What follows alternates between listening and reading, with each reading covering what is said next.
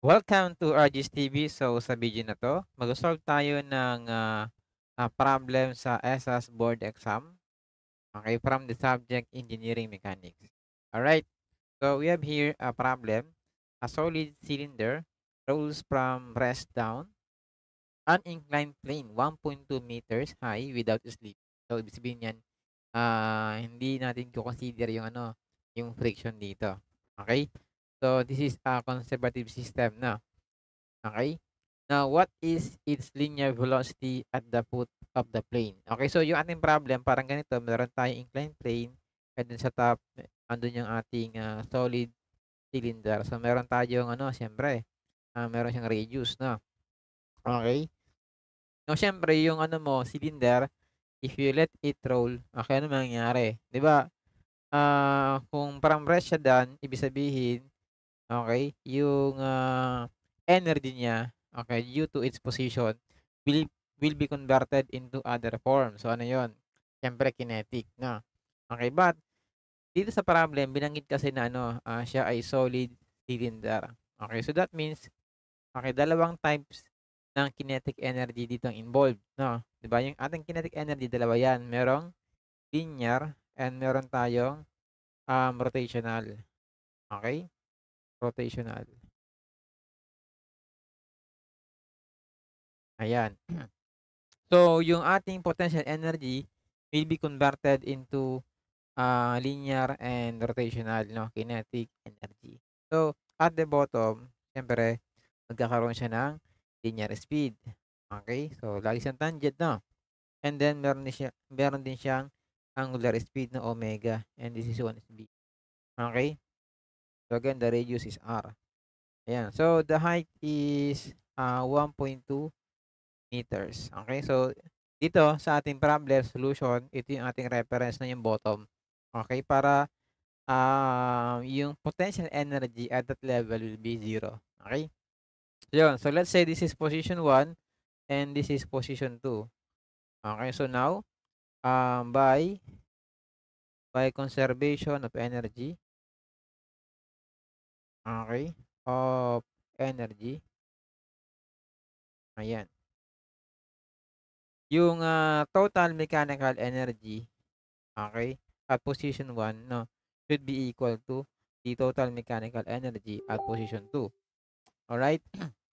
Now, at position 1, siyempre, meron tayong PE, okay, meron tayong KE, and the rotational kinetic energy. Similarly, doon kay position number 2, so siyempre meron din tayong PE2. Okay, we also have KE2 and RKE2.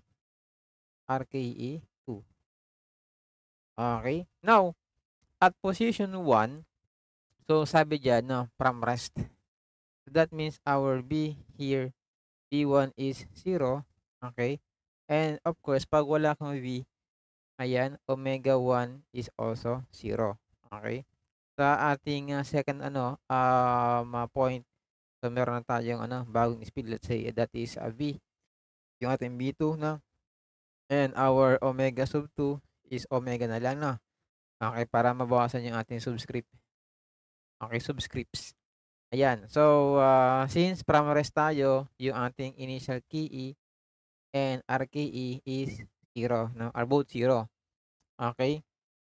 And then, sa bottom naman, since yan yung ating reference yung bottom, so siyempre, yung potential energy mo dyan, since ang elevation is 0, okay, PE is 0. Okay, now, what is our PE1 here, no? So, let's say, elevation, di ba, is Y.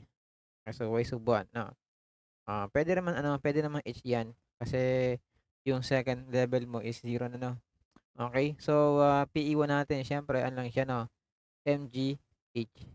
Okay, MGH, 'yan, 'no. And, our KE2, so siyempre yung 1/2 MV squared doon sa baba. And ano yung ating RKE? That is 1/2, the moment of inertia and then omega squared. Okay? Ayan, so write mo lang 'to, MGH is equal to 1/2 MB squared. And now, Ano ang I ng solid cylinder? Okay, ang I ng solid cylinder ay 1/2 mr squared. Okay, dapat alam mo rin yung relationship between the linear and rotational. Okay? 'Di ba yung ating B is equal to R times omega, or yung ating omega is B over R. So, okay, this omega will become B over R squared na. Okay? Then cancel lahat ng M. Ayan. Okay. Ito ay GH na lang. Tapos 1/2 B squared plus 1/2, 1/2, 1/4. Okay? R squared, B squared over R squared. So, cancel R squared mo dyan. Meron kang B squared. And 1/2 plus 1/4 is 3/4. Okay, B squared.